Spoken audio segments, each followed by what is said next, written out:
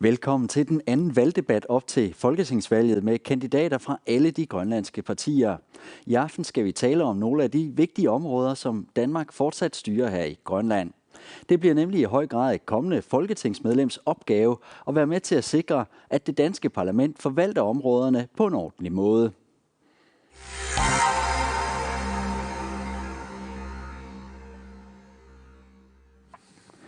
Danmark og dermed det danske folketing styrer og betaler for Grønlands politi. Et mangeårigt problem for politiet her i landet har været at ansætte kommunefogeder i alle bygder. Kommunefogederne skal være med til at skabe tryghed, lov og orden for alle borgere her i Grønland, og i øjeblikket mangler der 17 kommunefogeder ud af 69. Lad os lige høre, hvad formanden for Kommunefogedernes Forening siger til problemet. Kommunefogeder har mange opgaver, især når der sker noget i yderdistrikterne og i mørketiden, hvor hjælpen fra politiet ikke kan komme frem med det samme. Der mangler også en støtteordning for kommunefogeder, ligesom hos politiet, som har en såkaldt kollegastøtteordning. Det er nogle af grundene til, at det er svært at få nogen til at være kommunefoged. Og når vi råber højt om kommunefogeders vilkår, så sker der ikke noget. Man kan ikke bare vente på, at der sker noget alvorligt de steder, hvor der mangler kommunefogeder, før man gør vilkårene bedre. Lad mig begynde her ved dig, Sten Lynge fra Demokraterne. Hvis du kommer i Folketinget, hvad skal der så ske på området med kommunefogederne? Jamen, problemet med kommunefogederne, det handler om borgernes retssikkerhed.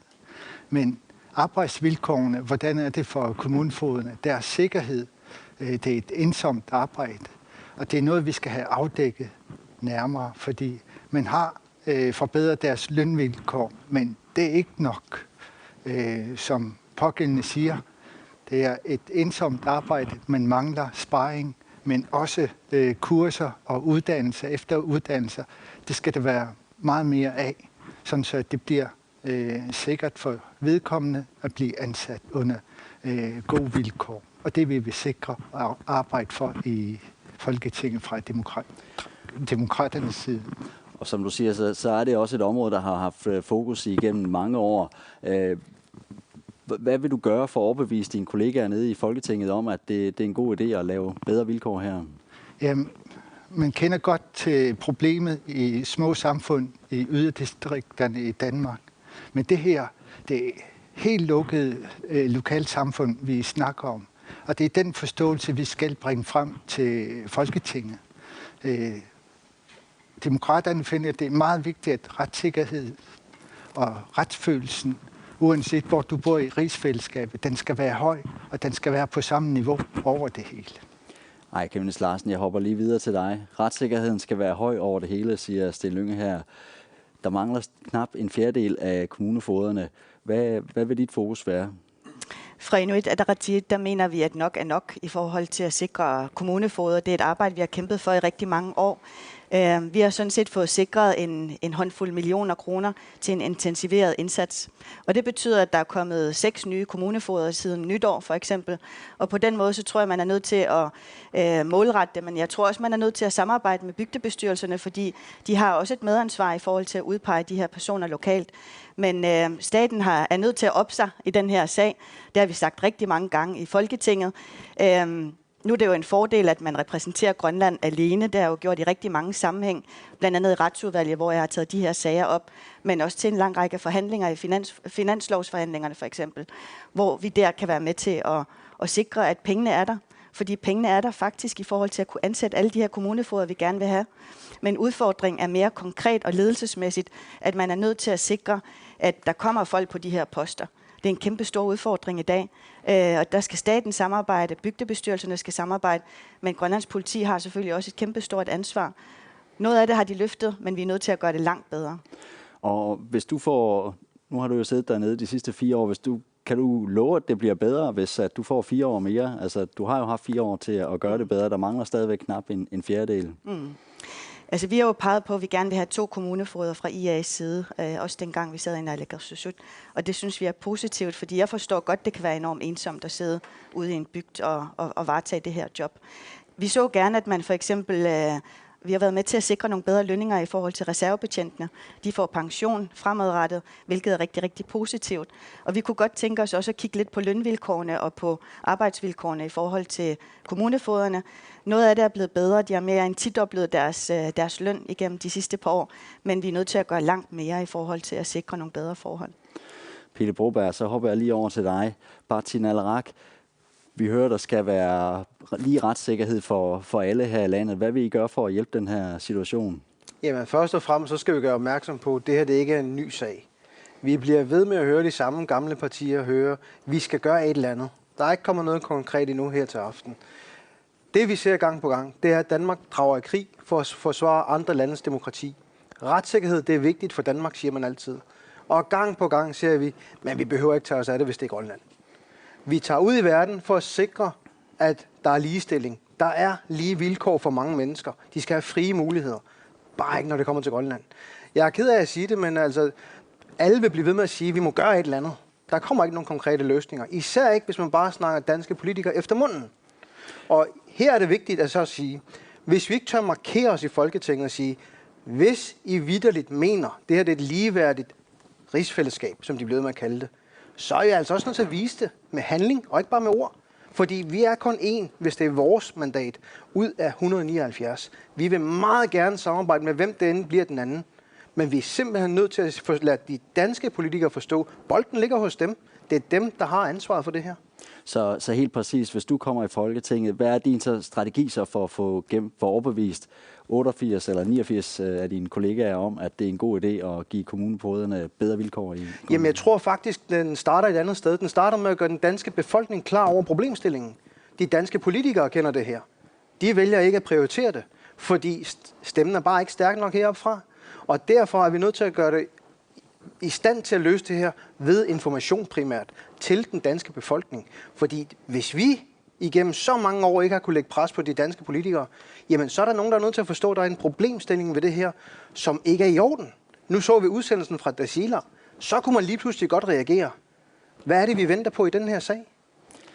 Aleqa Hammond, så hopper jeg lige over til dig. Du har også siddet i Folketinget de sidste 4 år. Tror du på, at en hårdere retorik måske hjælper nede i Folketinget og gør danskerne mere klar over den her problemstilling? Ja, det tror jeg. I den sammenhæng vil jeg gerne give dem ret i det her. Vi skal have en mere sådan engageret tilgang til de danske politikere. Vi i Folketinget gør, hvad vi kan for at sikre, at retssikkerheden i Grønland skal højnes via finanslovsforhandlinger og deslige. Men det er ikke nok. Vi har med en regering at gøre, som simpelthen ikke prioriterer at højne den grønlandske retssikkerhed. Den grønlandske borgers retssikkerhed står ikke på deres øverste prioriteringsliste. Det er simpelthen ikke godt nok i et rigsfællesskab, hvor man gerne vil styrke hinanden. Jeg tror, det er meget vigtigt, at de grønlandske folketingsmedlemmer skal have et meget sådan, koordineret indsats sammen med Naalakkersuisut for at sætte en yderligere pres til den danske regering. Alt andet vil ikke være godt nok. Det er vigtigt, at vi slår vores styrker sammen og sikrer retssikkerheden højnes på samme niveau som resten af kongeriget. Sådan ligesom Løkke Rasmussen også selv har det stående i sin regeringsgrundlag, det er, at retssikkerheden, retsområdet skal være på lige fod med den danske resten af Danmark. Og der tror jeg også, at den manglende indfrielse af den grundlag, det giver anledning til, at vores indsatser skal styrkes langt mere, end vi gør i dag. Men så lige ganske kort, Aleqa Hammond. Du har jo siddet der i 4 år. Hvorfor er I ikke lykkes bedre med indsatsen indtil videre? Det er ikke indsatsen fra Grønland, der mangler. Det er ikke indsatsen i Folketinget, der mangler. Det er simpelthen indsatsen fra den danske regering, der står og mangler. Pelle Broberg. Ja, det er jo vigtigt at gøre opmærksom på, når vi siger en stærkere stemme. Det er fint nok, at man har en stemme i Folketinget. Det her, det skal være baseret på et samarbejde. Det er jo klart. Vi skal ikke dernede bare råbe højt, men vi skal skabe det, man på godt fagsprog kalder urgency. De skal forstå, at der er nogle ting, der skal ændres nu. Nikolaj Rosing fra Attasut. Er du enig i de betragtninger, der kommer her, at der skal ligesom føres en hård linje, mere markant linje i Folketinget for at gøre opmærksom på de her problemer? Jeg er ikke sikker på, at det skal være en hård linje. Det skal bare være... Altså, vi tænker på, at vi vil lave noget nytænkning i det her. Altså, kommunerne skal have mere ansvar. De skal have nogle efteruddannelser. Og så skal lønnen tilsvarende hæves. Og så vil jeg godt ønske, at der var 2 kommunefogeder. Så det var mere tiltrækkende at blive ansat der i de stillinger. Og så skal vi arbejde for, at der er distinktioner til dem, man nu arresterer eller andet, at de har et sted at være. Og så skal vi gøre det muligt, at administration foregår på grønlandsk. Og så hvis man skal have det over til Rigspolitiet, så kunne man oversætte det. Det vil også gøre, at der var mange flere ledige, eller der var flere, der kunne søge de ledige stillinger. Og så var tanken lidt, at man skulle arbejde for at lave en servicekontrakt mellem de 3 parter, altså kommunen, selvstyre og staten. Og som handler om kommunefogederne, som betaler for kommunefogederne, jeg skal lige forstå det. Ja, sådan at det er kommunen, som har nærdemokratien ude ved bygderne, at de har servicekontrakten på, at man har de her kommunefogeder ansat og laver det samarbejde her.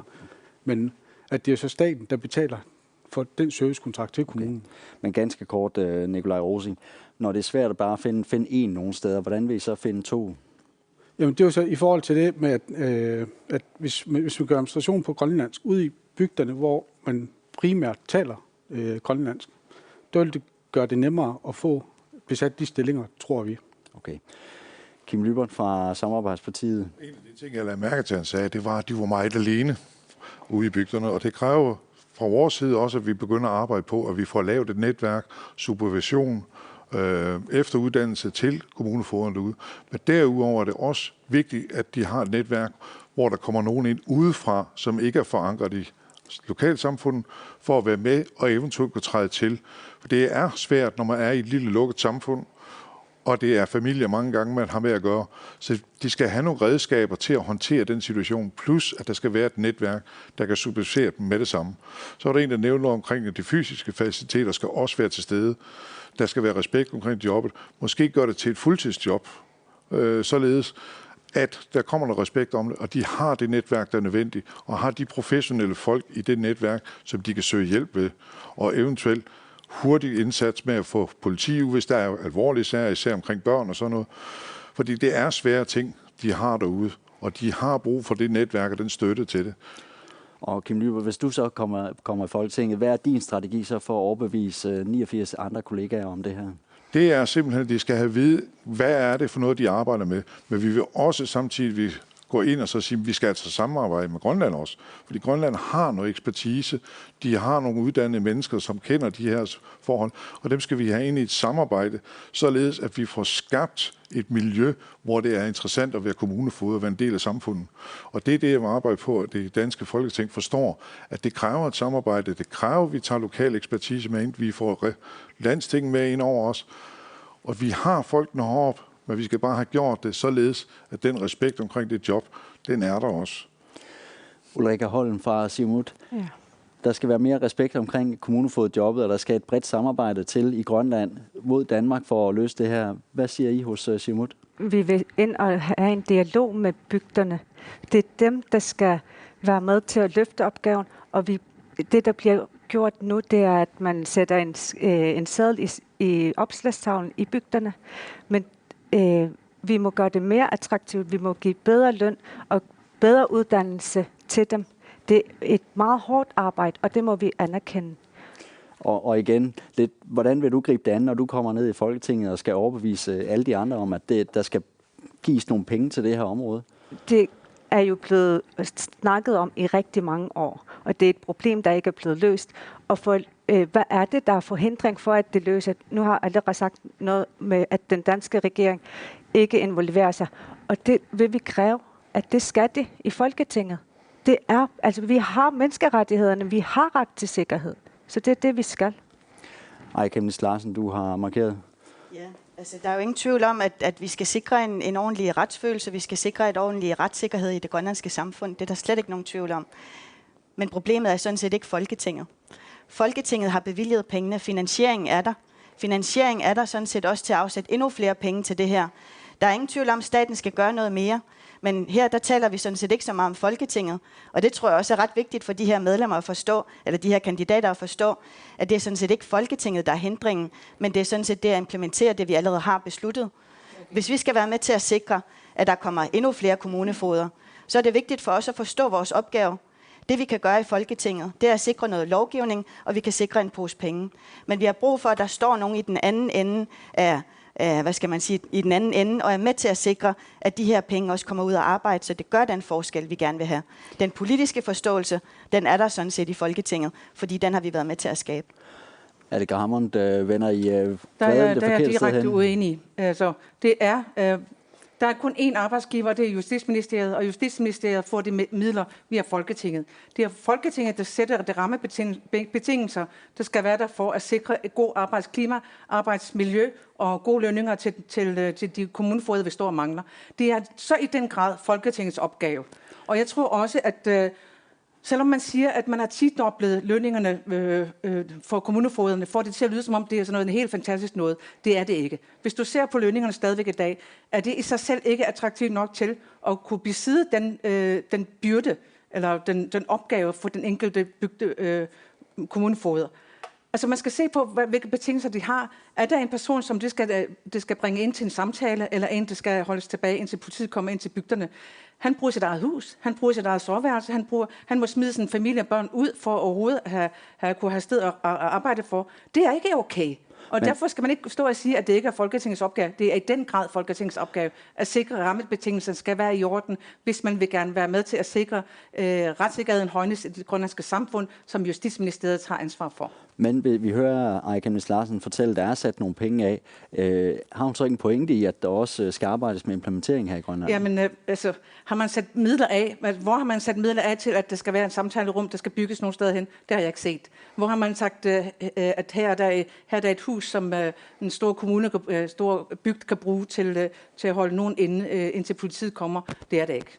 Aaja Chemnitz Larsen, kort replik. Ja, altså jeg tænker, for kommunefogeder, så tror jeg selvfølgelig betyder lønnen noget. Men det at være ude og i familier, hvor det er børn, der bliver misbrugt, hvor du står alene som den, der ligesom skal være lovens lange arm ude i bygderne, det tror jeg er en rigtig, rigtig svær opgave. Og derfor tror jeg også på den her løsning med, at man er flere. Fordi hvis man gør det her i en lille bygd, hvor man bor 20 eller 35 mennesker, så har det jo selvfølgelig en betydning. Altså det er jo svært. Det ved vi også hos politiet, også i byerne, hvor stor en betydning det har. Og man bliver jo for eksempel kone til en politibetjent, eller man bliver datter til en politibetjent. Jeg tror, det er enormt vigtigt, at man sikrer, at de folk, der passer på os, og det er sådan set både kommunefogederne, det er reservebetjentene, som også løser en rigtig vigtig opgave, men det er sådan set også politibetjentene, at vi får skabt en respekt omkring det arbejde, de laver. Men vi må også forstå, at det er nogle svære arbejdsvilkår, de arbejder under.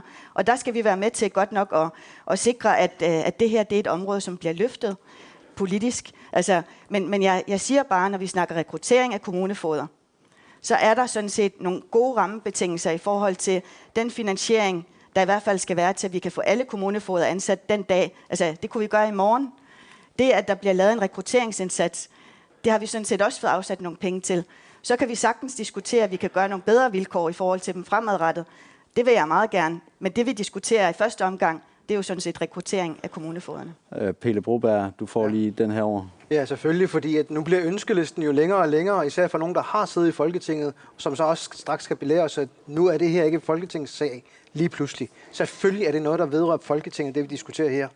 Og for at gøre det helt kontant og krystalklart, når man så står samtidig fra samme parti og siger, at vi skal ikke kun have en, vi skal have to, men vi kan ikke besætte dem, der allerede er det, jamen så er vi ude på, hvor man ikke forstår, hvad er problemstillingen. Man kan ikke bare smide penge efter det. Der mangler nemlig detentioner, skulle jeg til at kalde det. Du mangler nogle fysiske faciliteter i forvejen. Hvis det bare var pengene, så havde de jo sørget for det. Det er fokus. Sten Lynge, Demokraterne, det er fokus, der mangler. Ja. Jeg mener også, at der mangler et politisk arbejde i Folketinget. Det er rammebetingelserne. Det er for eksempel, der bør være et netværk. Der bør være 2 kommunefogeder, de steder, hvor der er flest mennesker. Og så rammebetingelserne i dag, som er opnået ved det sidste valgperiode, er ikke nok. Vi skal have bedre vilkår, og det er det, vi arbejder for i Folketinget. Nikolaj Rosing fra Atassut. Altså jeg vil sige, at ting det flytter sig jo hele tiden, så det bliver aldrig nok. Altså når man opnår nogle resultater, som nu bliver opnået her den sidste valgperiode, så kommer der altid lidt mere grav, og sådan er det, og det skal vi også arbejde på. Og jeg synes helt bestemt, at hvis vi går ind og laver en god dialog i Folketinget, i diverse udvalg, hvor der nu er brug for det, så er jeg sikker på, at vi kan opnå rigtig mange resultater, for jeg er helt sikker på, at folketingsmedlemmerne også er interesserede i at høre, hvad vi har at sige her. Kim Lybert, Samarbejdspartiet? Jeg vil stadigvæk sige, at vi kommer altså længst med samarbejde, og det vil sige, at vi skal have Folketinget til at samarbejde med Grønland også. Bruge de gode kræfter, vi har heroppe, fordi vi har jo sgu også, et ansvar selv for at få gjort noget ved tingene også. Vi kan ikke bare forvente, at Folketinget klarer alt for os.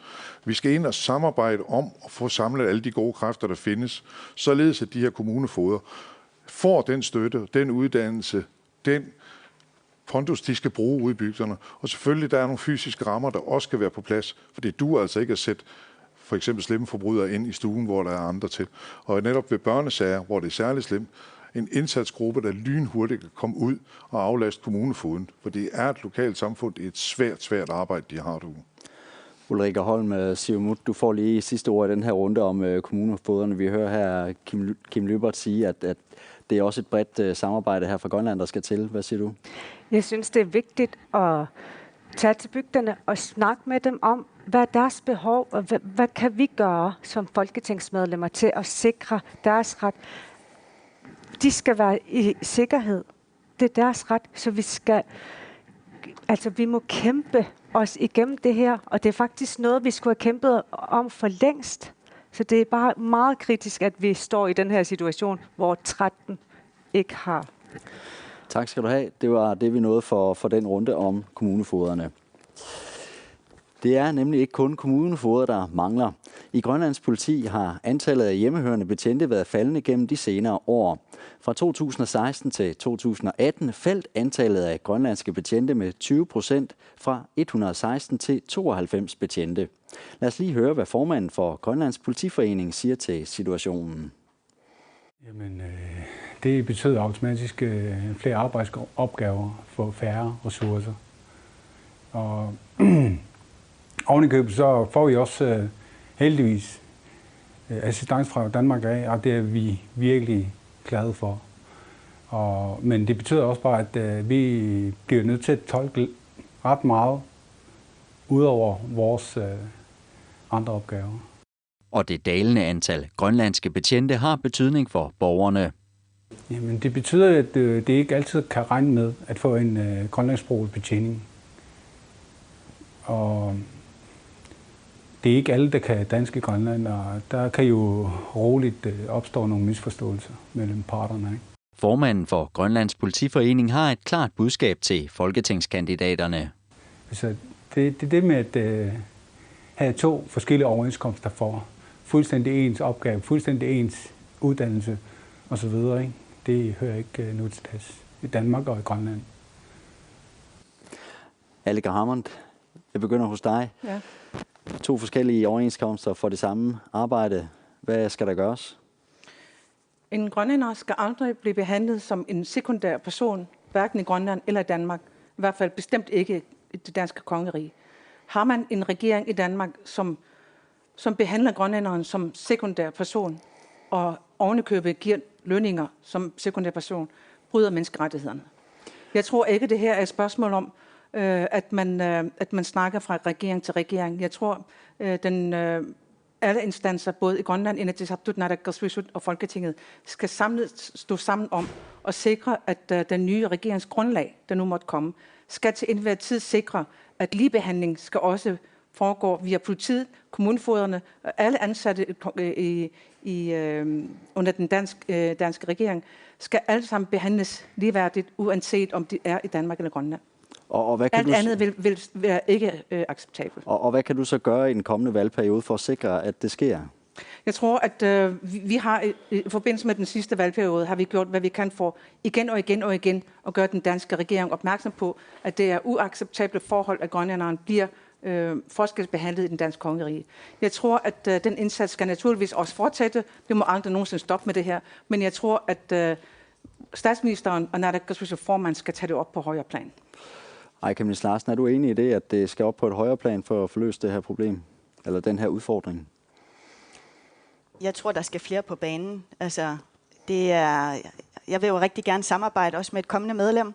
Jeg tror, at Grønland står langt stærkere. Jeg har holdt rigtig mange møder med Naalakkersuisut også i den her valgperiode, fordi jeg tror, hvis Naalakkersuisut siger en ting, og vi 2 folketingsmedlemmer siger noget andet, eller ja, hvis vi siger noget andet, og det strider i alle mulige retninger, så tror jeg, det bliver sværere. Men er der en rød tråd i vores arbejde, og står vi 2, der kommer fra Grønland, som er folketingsmedlemmer, så kan vi opnå langt mere.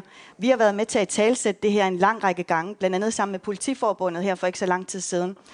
Og jeg tror, det er vigtigt, at den undersøgelse, som vi jo har fået sat i gang, som jo skal afdække, hvad er det for nogle, lønforhold, der er, både i forhold til anstaltsbetjente, men også i forhold til politibetjente, den skal følges op med et politisk pres, gerne fra 2 folketingsmedlemmer, det vil da være helt fantastisk, hvor man på den måde kunne være med til at sikre, at Grønland står langt stærkere. Det her, det er totalt uacceptabelt, og det er noget, som jeg faktisk mener er en af de allervigtigste sager i den her valgkamp. Jeg er rigtig glad for, at det bliver taget op, fordi vi er nødt til at gøre noget i forhold til at sikre, at den her forskelsbehandling og det her fødestedskriterier, som der er i dag, det skal ikke finde sted. Det er vi nødt til at ændre. Men det er noget, der skal gøres. Hvad er det så? Vi skal blive ved med at lægge det her pres. Den her analyse, som Justitsministeriet har sat i gang, den er jo blevet rykket igen og igen og igen. Og der peger pilen altså på Justitsministeriet. Fordi vi har sådan set ønsket, at den skulle komme frem allerede i 2018, og det skulle være en hurtigarbejdende gruppe. Jeg har holdt omkring 10 møder med justitsministeren og været med til at presse på for, at det her det kunne lykkes. Var vi 2, så tror jeg, det var en anden sag. Så tror jeg faktisk, at man vil være med til at sikre, at det her det kunne det kunne blive realiseret. Men jeg tror, det er vigtigt, at man ligesom skaber et pres, både med noget dialog, men også med noget politisk pres med en markant stemme fra Grønland. Allega Hammond, du skal lige have lov til at svare ganske kort. Her. Hun får det til at lyde som om, at der er kun én medlem fra Grønland i Folketinget. Der sidder altså 2. Vi arbejder 2 forskellige måder, og det skal der også være plads til. Det vil jeg gerne tage op. Den danske justitsminister Pape, han ved udmærket godt Retsvæsenskommissionens anbefalinger tilbage i 2014, som også peger på, hvilke forbedringer der kræves, og hvilke forbedringer der kræves af Justitsministeriet, og hvordan Grønlands samarbejde med Danmark kan løse nogle opgaver for at højne retssikkerheden i Grønland. Det hele det står på sort og hvidt. En rapport på 10 kilo. Altså, jeg tror ikke på nogen måde, at man står og mangler viden til at tage ud til bygderne og snakke med bygdefogederne eller snakke med partierne i Danmark. Al rapport er skrevet. Det eneste, vi står og mangler, det er en velvillig regering, som kan prioritere Grønlands retssikkerhed og ikke andet.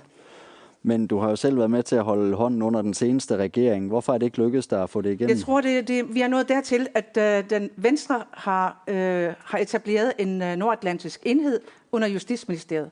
Der har de igangsat nogle ting, som giver nogle gode forhåbninger til nogle forbedringer i den kommende tid. De har ikke fremkommet med det helt markante ud over millioner, man har fået sat af til nogle lappeløsninger.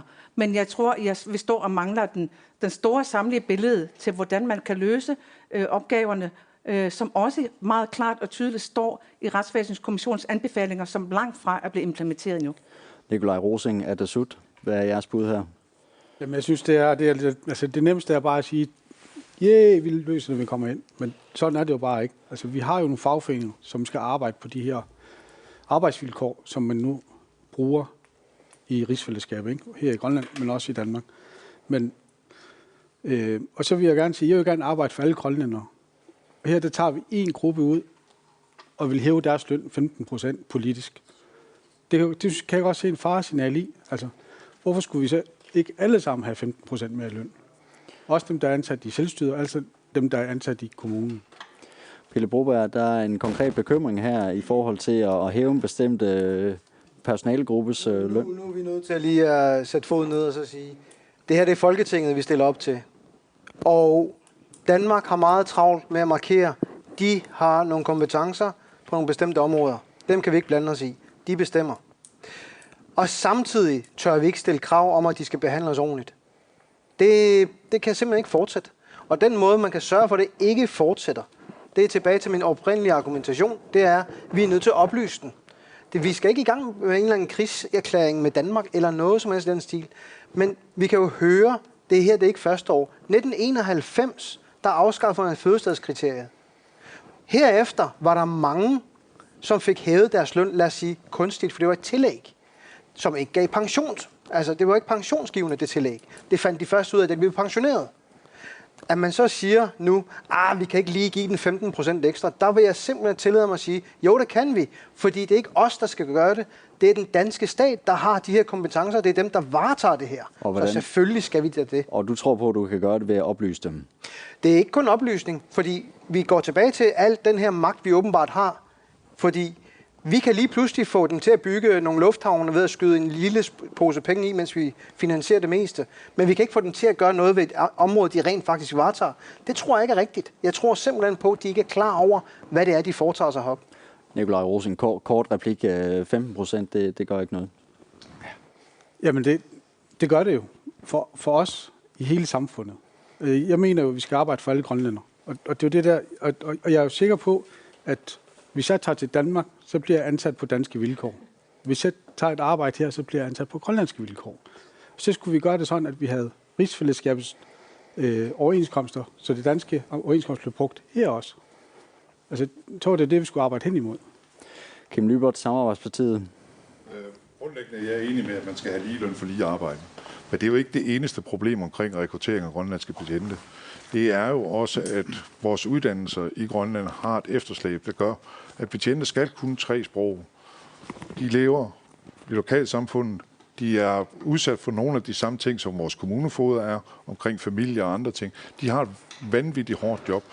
Og det er noget, vi skal også være med til at gøre opmærksom på, således at det bliver nemmere at rekruttere lokalt, fordi de skal også have de der netværk og supervision til at klare de her tunge ting. Og de har flere tunge ting i Grønland, end en betjent for eksempel har i Danmark. Og det skal vi jo også belønne dem for på en eller anden måde. Enten ved efteruddannelse, supervision, men selvfølgelig også ved ligeløn. Den øvrige kriminalforsorg er jo også underbetalt i forhold til, hvad der sker andre steder. For eksempel nu får vi jo en anstalt med mangel på anstaltbetjente, som også er underbetalt. Hvorfor vi investerer i sådan en, når vi ikke har folkene? Det er et godt spørgsmål, men det er igen, vi mangler de uddannelser i Danmark, grunduddannelser, der er i orden, således at vores unge mennesker, de har de sprogkendskaber, der skal til for at tage de her uddannelser. Men ganske kort, Kim Lybert, hvis du kommer i Folketinget, hvad kan du så gøre nede i Folketinget for at lave om på det her? Jeg vil forsøge at få Naalakkersuisut og Moderniseringsstyrelsen og de ansvarlige minister til at sætte sig ned ved et bord og så finde ud af, hvordan løfter vi hele det her område samlet med alle de kræfter, der findes både i Danmark og i Grønland, således vi sammen arbejder frem mod, at vi får mere og mere selvhjulpen herop. Altså vi selv er med i det. Vi investerer altså også lidt i det her selv. Det skal ikke bare være noget, vi trækker på for Danmark og sige, at det er kun Danmark. Vi er også nødt til selv at sige, at vi vil sgu også godt være med til at løse det her problem på en konstruktiv måde. Sten Lynge, Demokraterne. Ja. Man skal forstå det her i historisk kontekst. Altså, da Danmark fik Grønland med i rigsfællesskabet, der havde man også den her holdning, at den økonomiske udvikling skulle ske ud fra lokale forhold. Dermed også lønningerne. Blev lønningerne sat på det niveau. Og det er slet ikke udtryk for nogen diskrimination fra statens side. Men det er rent historisk. Men i dag er udviklingen økonomisk heroppe, den er så høj, at den er næsten på samme niveau, hvad løn angår.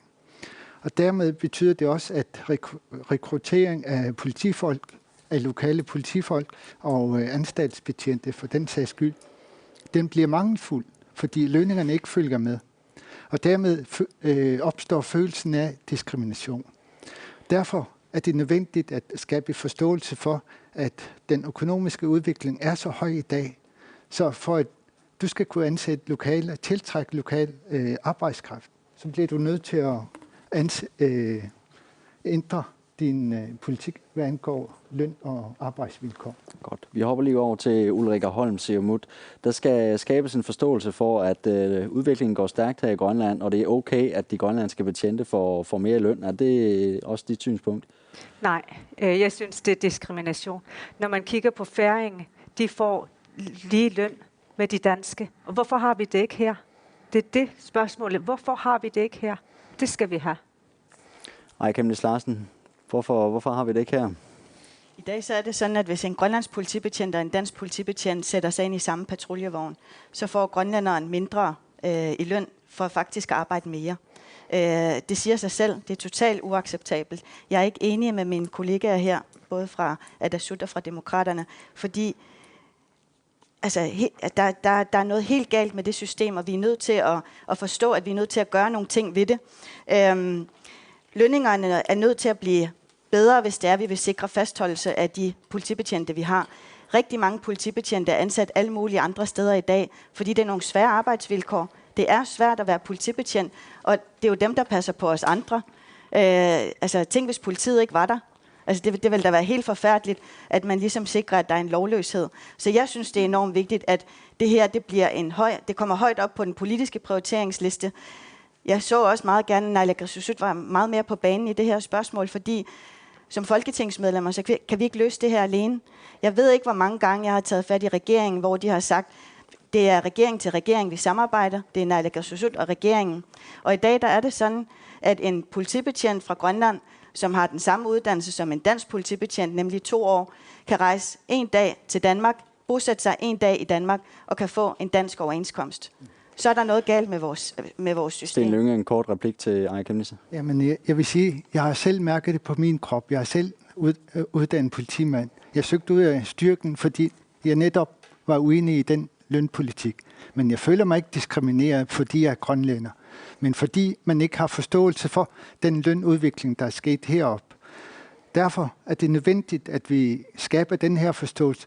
Ikke ud fra den diskrimination, man bruger som til at gøre sig selv til en offer. Det er det ikke. Det er den manglende forståelse for den økonomiske udvikling, der er sket her i landet. Og det er det argument, man skal bruge, og ikke det der offerrolle. Aleqa Hammond. Det her er ikke et spørgsmål om at være offerrolle. Det her det er en kendsgerning, at en grønlænder får mindre i lønningsposen end en dansker. Det er decideret lønforskel. Det er en diskrimination. Det er uacceptabelt fuldstændig. Mange grønlændere er veluddannede politifolk, og vi har grønlandske talende politifolk nok, som har været igennem der er kvalificeret nok til at kunne besidde alle stationslederposterne.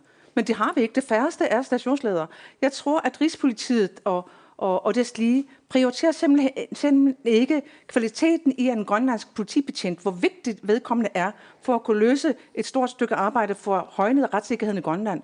Og der skal, med de kvalifikationer, som grønlænderne har, ved at kende til den lokale befolkning, ved at kende til historikken i samfundet, ved at kunne tale sproget, har en fantastisk kendskab og kompetence, som er meget mere end en dansk sommerpolitimands kunde.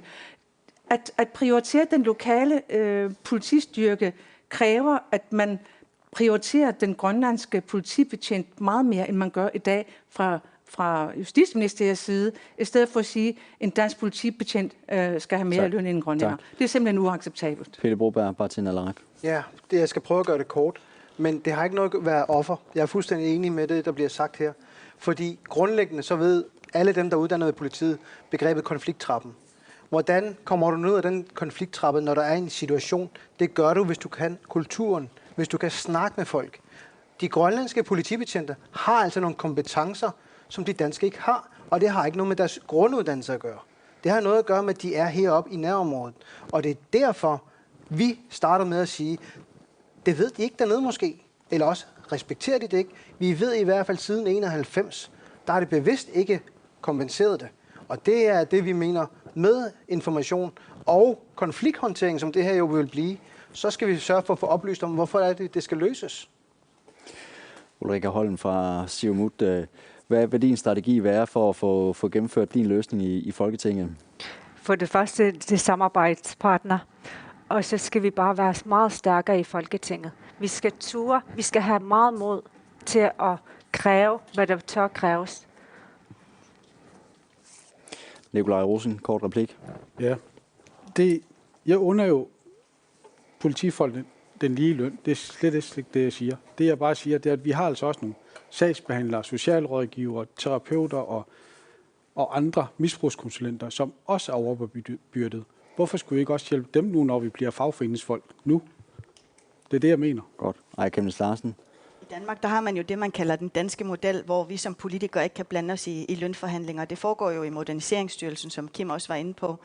Men det, vi kan påvirke, det er, at der er den her analyse, der er på vej, og som vi skal blive ved med at presse på, for at den bliver meget hurtigt færdig, så det ikke bliver den her syltekrukke. Så skal vi være med til at sikre nogle forhandlinger. Vi skal være med til både til finanslovsforhandlingerne her til efteråret, og fremføre kravet om, at der skal være lige løn for lige indsats. Det er sådan helt konkret det, som jeg mener, man skal gøre. Sten Lynge, ganske kort her til sidst. Ja, altså jeg synes, at man gennem de sidste mange år har argumenteret forkert for den sag, fordi jeg vil kæmpe for lige løn, for lige arbejde. For det er min store interesse. Jeg har selv følt det på min krop. Men det er det forkerte argument, der skubber folk væk. Og det er der, jeg siger, det er historisk betinget ud fra lokale lønforhold. Og det er det, vi skal skabe forståelse. Men det kræver, at man selv har forstået, hvordan problemet er opstået, og ikke føle sig som et offer. Tak. Det bliver sidste ord i den her runde. Kommunefogeder og betjente skal helst stoppe og forebygge kriminalitet her i landet. Når de har gjort deres arbejde, skal sagen føres ved domstolene, og forbryderne skal dømmes. Nu skal det handle om de foranstaltninger, som gerningsmænd og kvinder får her i landet.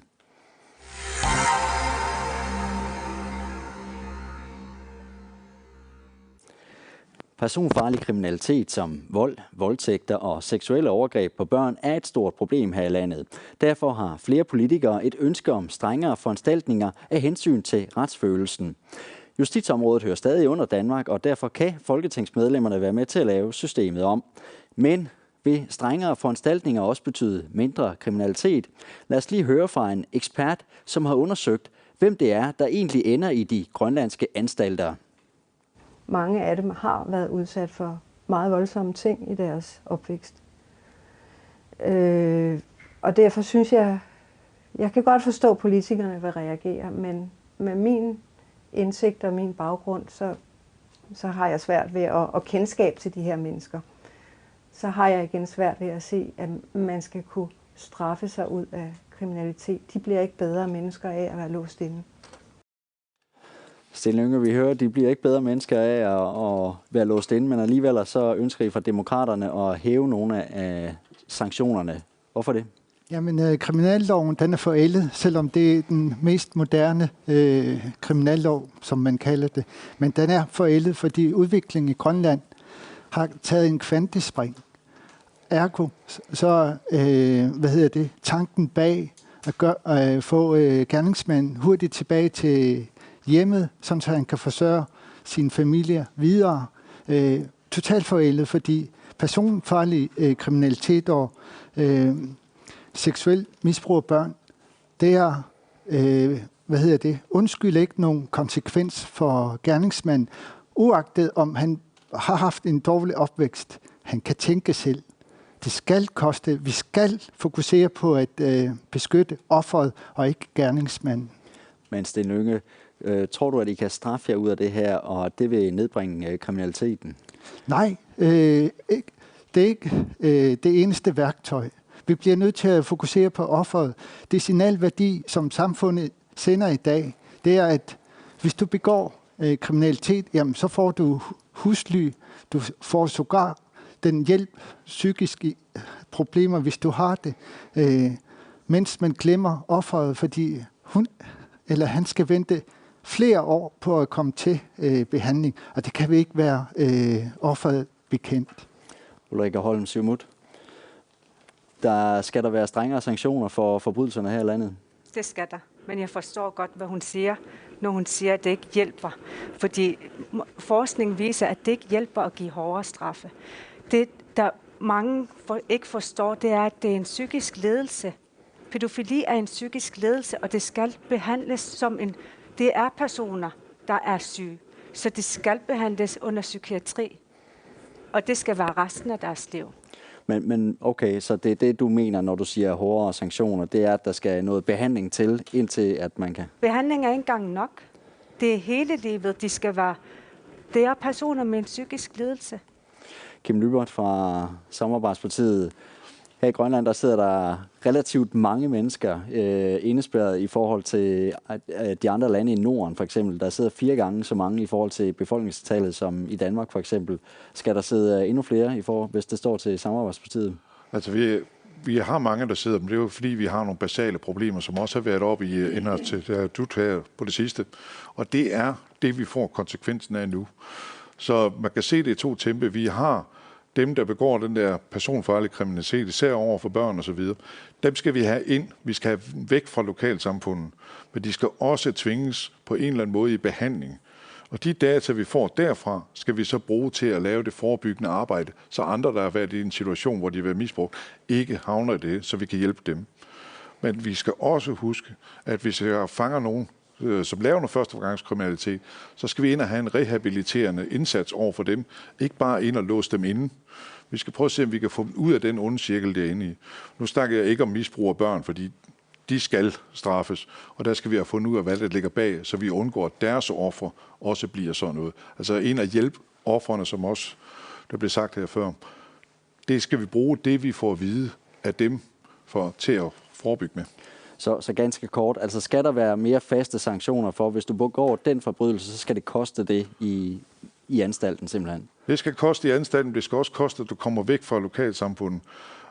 Mange gange oplever man, at lige med bortset fra det med børn, ikke? Men der er der mange, der går hen og så møder deres overfaldsmand eller anden dagen efter. Har været oplevet flere gange, der er flere historier i medier om det, og det skal vi ikke have. Altså, folk, der begår en forbrydelse, det er voksne mennesker, de skal have en straf, men de skal ikke have straffen alene. Man skal også ind og vurdere personen. Er der noget, vi kan hjælpe dem med, således at de kan komme videre i livet, eller vi kan bruge deres erfaringer til at hjælpe andre med. Pille Broberg, Martin Alark, hvor står I hen? Jamen, i dag har vi en forskel mellem gerningsprincippet og gerningsmandsprincippet. Og langt hen ad vejen, der forstår jeg det, der bliver sagt. Og jeg tror, vi grundlæggende er enige om det vigtige, nemlig at vi skal beskytte især børn, der bliver udsat for det her, som vi også har hørt om i den seneste sag med Desira. Det er ikke løsningen frem at bare straffe. Fordi, som der også er lidt korrekt ind på i vores optik, det er, at vi skal have brudt den onde cirkel. Fordi meget oftere så er det krænkere, der bliver krænkere. Det er ikke noget, vi andre går og tænker og tror. Det er noget, som forskningen viser gang på gang. Så foranstaltningen i sig selv, den bør indeholde helt klart, som der også bliver sagt, en eller anden bearbejdning af den, der har gjort det. Man skal aldrig glemme dem, der går ud over. Og der er jeg også enig med, vi skal sørge for, at de ikke møder deres gerningsmand dagen efter, der er blevet begået noget imod den. Så vi er nødt til at følge op på den her problemstilling, for den starter ikke kun ved at straffe eller foranstalte. Det er hele cyklusen, som der mangler en ordentlig vurdering af, hvordan undgår vi, at folk havner i den der. Ejka Niels Larsen, Pelle Broberg siger her, at det er vigtigt at holde fast i det her gerningsmandsprincip. Man har fokus på gerningsmanden her i Grønland. Hvad siger du? Jeg tror, det er vigtigt at forstå, at for langt de fleste, så er de jo gået i 18 års social armod. I hvert fald for en lang række af dem, der sidder på anstalten. Jeg har talt med flere fra Hersted Vester, hvor jeg har besøgt dem flere gange. Også været rundt i de forskellige anstalter rundt omkring i Grønland. Og anstalten i Tasiilaq bliver kaldt hotellet. Og det synes jeg på en eller anden måde også fortæller, at når levestandarden ikke er god nok, og man faktisk søger til anstalten, så er der noget galt i vores samfund. Så er der noget, vi er nødt til at rette op på, som vi ikke kun kan løse på justitsområdet. Jeg har været fortaler for, at vi har længere foranstaltninger. Jeg har også været fortaler for, at vi har foranstaltningsrammer, altså det, der vil svare til strafferammer i Danmark. Og jeg tror, man er nødt til at sige, at der er nogle forbrydelser, som bare ikke er i orden. Et overgreb på et barn, det er bare ikke i orden. Og jeg har det sådan, at det er på min vagt, så vil jeg rigtig gerne være med til at sikre, at man laver længere foranstaltninger, men under den forudsætning, at man også giver bedre behandling. Og behandlingen har sådan set været en kastebold mellem naalakkersuisut og regeringen de sidste mange år. Hvem er det, der har ansvaret? Og imens, der er det børnene, der betaler prisen. Så jeg så rigtig gerne, at vi gjorde en lang række ting i forhold til, og måske, fordi jeg tror, det er lovforslag, der handler om krænkerne, og derfor bliver det ofte krænkerne, vi har et fokus på, i stedet for, at vi har et større fokus på ofrene. Det kunne være offerrådgivning, som vi blandt andet har peget på, vi er nødt til at sikre, men det er noget, vi skal tage ansvar for herhjemme. Nikolaj Rosing, der skal tages også hensyn til retsfølelsen. Der skal være nogle faste rammer for, hvis du begår en forbrydelse, så skal det altså koste det her. Hvad mener du? Vi mener helt bestemt fra, at vi skal ind til Folketinget og arbejde for, at vi får nogle straframmer, hvor man inden for alt efter hvor hård en kriminel handling du har lavet, så har man en ramme, hvor man bliver placeret i og bliver sat i buret. Men i den forbindelse, så skal der også være rehabiliteringsordning, hvor man får behandling, så når man kommer ud igen på den anden side, at man har ændret sit livssyn, sit livsstil, kommer væk fra krænkelser eller andre kriminelle handlinger, man nu har begået. Men Nikolaj Rosing, netop det her med behandling har været en kastebold, og der er faktisk uenighed med det nye anstalt, der bygges i Nuuk, om hvem skal betale for behandlingen af fangerne. Hvordan vil du så prøve at løse det, hvis du kommer i Folketinget? Jamen, der mener jeg jo, at når det er inden for anstaltsområdet, så mener jeg, at det må være staten, der har det økonomiske ansvar, og kan give det løft til den indespærrede, så man kommer ud så godt som, og det er jo svært det her, det er jo en lang proces, og det vil jeg gerne give jer ret i alle sammen, men man skal jo komme ud så vidt muligt som et helt menneske, når man kommer ud igen. Men er du sikker på, at du kan tage hensyn til det, hvis du siger, at der skal være strafferammer, og så man bevæger sig væk fra gerningsmandsprincippet? Ja, det tror jeg. Godt. Pelle Broberg, Martin Alarak. Ja, det er noget, jeg kommer lidt i forkøbet med eksemplet, jeg skulle til at bruge, så det var lidt ærgerligt. Men den problemstilling, hvor der bliver for eksempel snakket om livstidsstraffe, jeg tror, det er de færreste, der ved, hvor lang tid en livstidsstraf er i dansk retspleje. Den er 12 år. Det er det, der er sådan lidt af udgangspunktet. Og derfor så er det for os at se, det hendes pointe er, som hun fortæller om, straffen i sig selv er ikke nok. Fordi hvis du får at vide, uanset hvad du gør, så bliver du straffet med livstid som standard. Jamen, hvad afholder dem så fra at begå endnu mere kriminalitet, indtil de bliver taget? Fordi straffen er det samme alligevel, eller der er rabat, eller hvordan man nu skal formulere det. Det er derfor, at det også er vigtigt, som vi siger, at bryde den onde cirkel, der kører. Og det er også at tage ansvar fra dansk side. Det her, det er et område, som varetages af Danmark, og det er derfor, vi snakker om det her. Vi kan godt blive enige om, når det søges ud, sammen med Inatsisartut, burde på en eller anden måde have mere fokus på, hvordan samarbejder med Danmark. Det kan vi blive enige om alle sammen, tror jeg. Men vi har stadig ikke opskriften på, hvis vi skal ændre gerningsmandsprincippet til gerningsprincippet. Hvordan løser vi så alle de andre problemstillinger, der er forbundet med, at vi i første omgang fik gerningsmandsprincippet? Alka Hammond, vil du holde fast i gerningsmandsprincippet, som vi hører Pelle Broberg her? Altså, for det første synes jeg, at indslaget sagde rigtig, rigtig meget. Vi kan ikke bare straffe os ud af problemerne. Det er ikke på nogen måde en løsning. Det vil være en falliterklæring. Det er vigtigt at se på, hvad er det, der gør, at disse mennesker er havnet i Herstedvester. Og selv samme person har lavet en PhD-afhandling, som jeg synes var meget interessant, som siger, at majoriteten af de indsatte i Herstedvester i dag, majoriteten af dem har haft et barndom med omsorgssvigt, med seksuel misbrug og sult. Og det er de 3 ting, som har været bærende igennem hele deres liv, der i sidste ende har resulteret i, at de havnet i den situation, som det er i dag. Jeg tror, at en tidlig indsats og igen tidlig indsats er utrolig vigtig i samfundet. Samarbejdet mellem de sociale instanser, forældrene, skolerne og politiet er meget, meget vigtigt, at de arbejder sammen, så vi til enhver tid sikrer, at vi har hånd om de mennesker, vi gerne vil beskytte. Samtidig vil jeg også gerne sige, at strafferetslige foranstaltninger skal til enhver tid afspejle den samfund, vi lever i, og den skal også være tidsvarende. Jeg kan ikke stå her og bare sige, at vi bare kan forlænge strafferne for det og det og det. Det vil ikke være fair. Jeg tror, at vi skal se tingene med nye øjne og se, hvad er det, vi kan gøre for at sikre, at retssikkerheden i den grønlandske samfund højnes, og samtidig også se, at vores foranstaltninger er de også tidsvarende. Sten Lynge, det vil være en falliterklæring at hæve straframmerne bare? Nej, det er det ikke, fordi det er derfor, når man konkluderer på den måde, og det har man gjort mange år nu.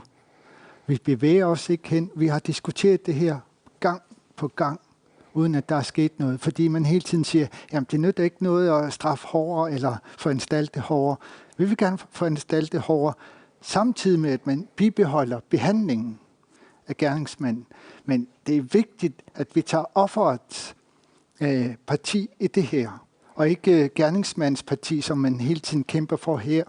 Og det er en falliterklæring at fortsætte på det spor, man nu engang har lagt sig med kriminalloven. Den er forældet, selvom det er en af de nyeste love, hvad angår området. Men udviklingen, den er gået langt mere, end kriminalloven har lagt op til. Pelle Broberg, lige en kort replik. Udviklingen er gået længere, end kriminalloven har forudset. Jeg kan godt følge argumentet, og det kan også godt være, at vi skulle have en ny industri her i landet, der ligesom i USA, som hedder fængselsindustri. Fordi der har man jo vist, at det ikke nytter noget at bare hæve strafferne. Og den her diskussion har ikke noget med at tage gerningsmandens parti. Det har noget at gøre med, at vi skal sørge for at have et samfund, der fungerer. Vi er et retssamfund. Det er i hvert fald det, vi gerne skulle være. Og så er vi tilbage til det, som vi siger, om du går fra et gerningsmandsprincip til et gerningsprincip. Det er en politisk afvejelse, det er klart. Men vi skal også have belæg for, hvad er det, vi opnår ved det. Og så er vi tilbage til, det hele starter ved det sociale. I hvert fald i mange tilfælde. Vi har selvfølgelig personfarlig kriminalitet, som opstår af noget, som ikke har noget med sociale samfund at gøre. For eksempel, hvis du tager eksemplet med affektionsdrab. Det er jo noget, hvor du kan have en ret nem ramme til at sige, når der sker sådan og sådan, så har du en automatisk ramme. Men det er ikke det, vi snakker om. Vi snakker om de her svære tilfælde, hvor det især går ud over nogle børn. Så på nogle områder vil I være klar til at lave strafferammer, som Aaja Chemnitz Larsen taler om? Ja, det er vi klar. Okay, Ulrika Holm, Siumut. Først og fremmest vil jeg bare lige sige, at al kriminalitet, det er bare ikke i orden. Og for det andet, så det der med, at krænker bliver krænker, det er der ikke nogen, der siger, at det nødvendigvis er det. Der er altså hebofili, infantofili, pædofili, som er krænketyper, som der er så lidt viden omkring det. Pædofili er der forsket meget lidt i. Og den forskning, der viser, at hvordan pædofili opstår, er faktisk inde i maven. Det er en udviklingsfejl i hjernen. Så altså, når vi taler om kriminelle, der er også mange antisociale personlighedstyper, som tidligere er blevet kaldt psykopater. De er også kriminelle, så man skal gå ind og kigge rigtig meget på sindslidelser, så de får den rette behandling. Skal det så være kombineret med strafferammer, som de har talt om her? Ja, selvfølgelig. De skal jo under psykiatri, når det er sindslidelser. Okay. Nikolaj Rosing, er der slut? Det er jo dejligt, at man snakker tidlig indsats. Det har jo ikke været i mange år. Socialområdet har jo været ikke velfungerende, for at sige det på en pæn måde. Men det er jo dejligt, at vi har fokus på det nu. Og nu har vi jo bedt om hjælp, eller vi er i gang med at bede om hjælp fra rigsfællesskabet. Og så håber jeg, at vi får rettet op på det. Og så tror jeg også, hvis vi får hånd om de forældre, der skulle tage ansvar om deres børn, så vil deres børn også få en mere sober opvækst. Og så tror jeg også, når børnene klarer sig bedre igennem børne- og ungdomstiden, så vil vi også få mindre kriminalitet. Så det er rigtigt, at vi skal have en tidlig indsats i gang. Aaja Chemnitz Larsen, så længe du ikke har rettet op på det sociale område, som jo er noget, der er her i landet, så nytter det ikke noget at indføre de her strafferammer. Hvad tænker du? Jeg tænker, vi er nødt til at løfte begge dele samlet, fordi du kan ikke løfte hverken det ene eller det andet for sig selv. Du er nødt til at se det i sin sammenhæng. Og jeg tror, det er vigtigt, at man har den her demokratiske diskussion. Jeg synes faktisk, det er rigtig positivt, vi snakker foranstaltningsrammer. Jeg synes, Inatsisartut skulle have den her diskussion omkring, hvad er det egentlig, vi gerne vil i Grønland?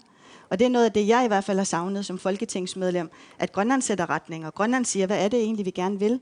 Hvad er det, et flertal gerne vil i Grønland på justitsområdet? Så tænker jeg, ja til tidlig indsats, ja til psykiatrien, men psykiatrien har vi sådan set selv et ansvar for i dag. Og det er sådan, at Naalakkersuisut har jo valgt at have en lang række af de psykiatriske patienter i Skyby, fordi vi ikke har kompetencerne herhjemme i dag. Så jeg kunne godt tænke mig at vide, de partier, der er repræsenteret i Naalakkersuisut, hvad vil de gøre for at være med til at styrke psykiatrien? Fordi der er ingen tvivl om, også når vi snakker de indsatte på Hersted Vester, eller når vi snakker dem, der kommer til at afzone her i Grønland, på både i Nuuk, men også rundt omkring i Grønland.